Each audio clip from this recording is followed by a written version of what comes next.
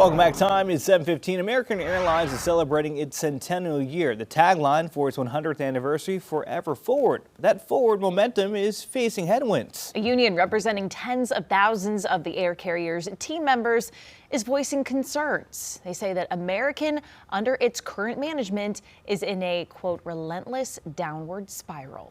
Chief Transportation Correspondent and pilot Maykay Beeler saying could be a bumpy ride. Maykay, what's going on? I was surprised. All right, fasten your seatbelts, quote, we are in deep turbulence. That according to a 30-plus year actively working American Airlines flight attendant. In statements released by the Association of Professional Flight Attendants, its board of directors, representing 28,000 American Airlines flight attendants, issued a unanimous vote of no confidence in CEO Robert Isom. This is the first time in the union's history against an American Airlines CEO.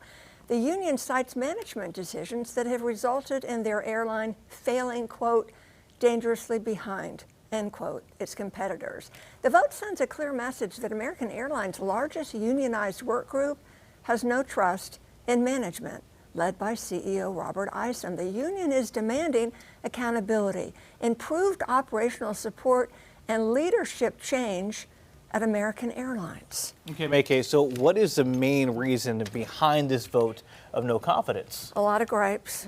I'll try to summarize it. Post-pandemic performance, unsolved. Americans' financial losses mounted, operational performance lagged behind competitors like United, Delta, Southwest. Executive compensation, you know, the top dogs, they had high compensation while management's financial results deteriorated. A failed corporate sales strategy supported by Isom alienated customers and negatively impacted revenue. We talked about this last week. Ongoing chaotic and mismanaged operations during winter events. Remember the recent winter storm that hampered operations to the point where flight attendants were sleeping on the airport floors. Isom's response to that was, yeah, that was unacceptable, but, quote, it was just part of the job, end quote.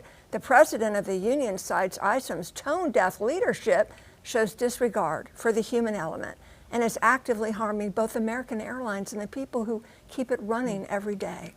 Doesn't sound too good behind the scenes. So any response from CEO Robert Isom? I reached out to American Airlines yesterday, haven't heard back regarding that inquiry, but on another note, he had previously said, quote, I've been in this business for a very long time and I'm incredibly excited about what lies ahead for American. The foundation we built in 2025, combined with our go-forward strategy, positions us to deliver sustainable growth and create long-term value for our customers, team members, and shareholders, end quote. All right, so what does your flight attendant source say about all of this? Obviously, can't name this person because they're still working, but still working. What's their take?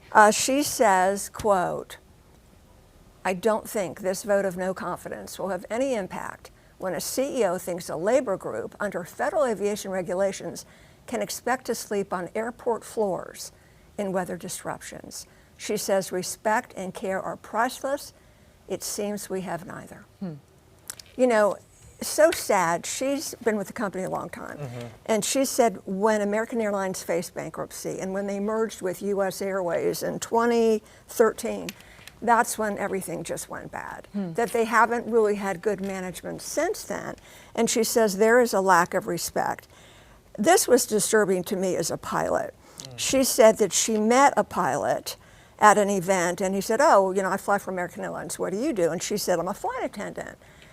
And she shared with me that he said, oh, you're a Coke dispenser, referring to Coca-Cola. Right. And this is sad. And you're an aisle donkey. Wow. And she said, what?